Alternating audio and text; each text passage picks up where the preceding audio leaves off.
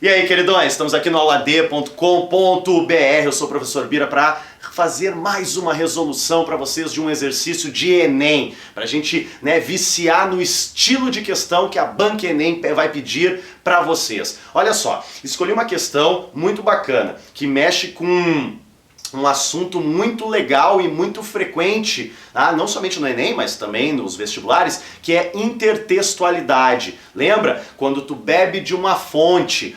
Ô, senhor, dá um exemplo aí. Por exemplo, tem aquele poema Canção do Exílio do Gonçalves Dias, que diz: minha terra tem palmeiras onde cantam os sabiás, Aí daí vem um outro poeta, um outro escritor e diz assim, ó, minha terra tem Palmeiras, tem Corinthians, tem São Paulo, tem Inter, tem Grêmio, tem Atlético Mineiro, tem Cruzeiro, não posso esquecer de ninguém agora. Tem Bahia, Vitória, Sport Recife, Criciúma, CRB, CSA e, cara, eu não vou conseguir falar todos os times do Brasilzão, mas aquela saudação para todo o Brasil aí. Então, cara, o intertexto é uma homenagem, uma releitura, O cara foi lá, fez uma ode, Lembrou de um belo texto guardado na história e fez uma homenagem, ok? Ou influenciou a preparar um texto de mesmo assunto, com algumas imagens semelhantes e tal, mas da sua forma, Então, a questão diz o seguinte, ó. Quem não passou pela experiência de estar lendo um texto e defrontar-se com passagens já lidas em outros?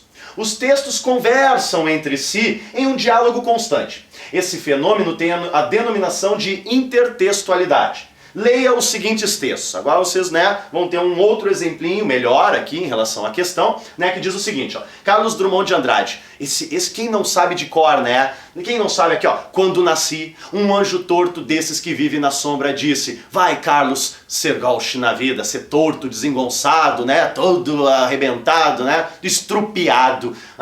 Esse é o texto do Carlos Drummond de Andrade, ou seja, um cara pessimista, para baixo, tipo, eu já nasci, veio um anjo torto, e diz, ó, Carlos, vai, essa vai ser tua vida, velho, não tem muito o que fazer.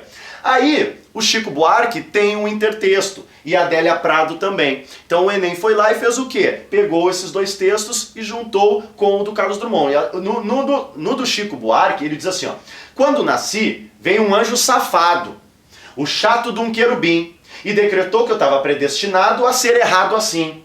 Já de saída a minha estrada entortou, mas vou até o fim. Então aqui, ó, pode ver, não é um anjo torto, mas é um anjo safado, E um chato de um querubim, ao invés desses que vivem na sombra, E que eu estava predestinado a ser errado assim, tipo o Gauche lá do Drummond, E na Adélia Prado, pessoal, ela é bem interessante, olha a questão social, a questão feminina, a questão do machismo e tal. Ela diz assim, ó, quando nasci, um anjo esbelto, já é um esbelto, ao invés de ser um torto ou um safado, desses que tocam trombeta, anunciou, vai carregar a bandeira.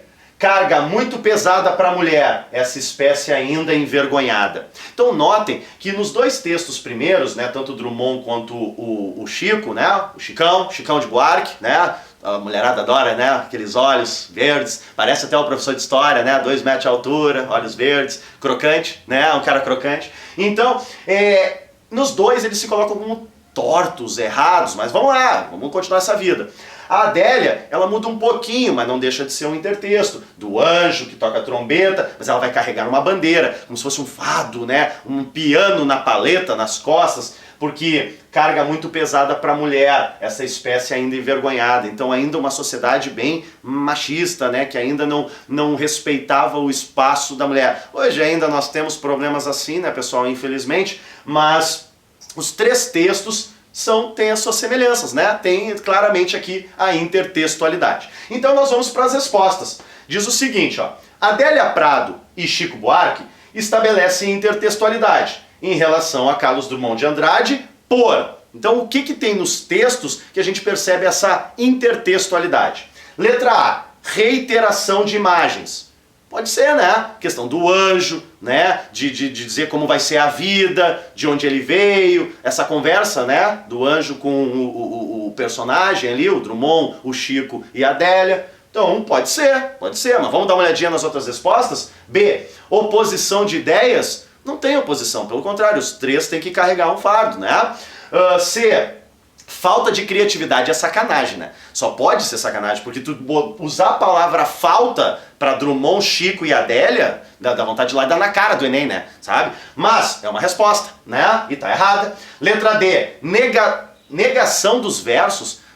Tem aqui uma discussão sobre os versos, a parte técnica do poema, né? E letra E, ausência de recursos. Daí tu tá mais de brincadeira ainda, né? Oposição, como é que é? Falta de criatividade e ausência de recursos. Cara, os três têm recursos de sobra, né? Três gênios aí da literatura brasileira, da música, enfim, da arte brasileira. Então, realmente, a resposta correta é a reiteração de imagens. Tá diretamente ligada à intertextualidade. O Enem gosta bastante dessa palavrinha. Certo, pessoal? Tudo tranquilo? Aguardo vocês na próxima resolução de exercício. Até a próxima! Tchau!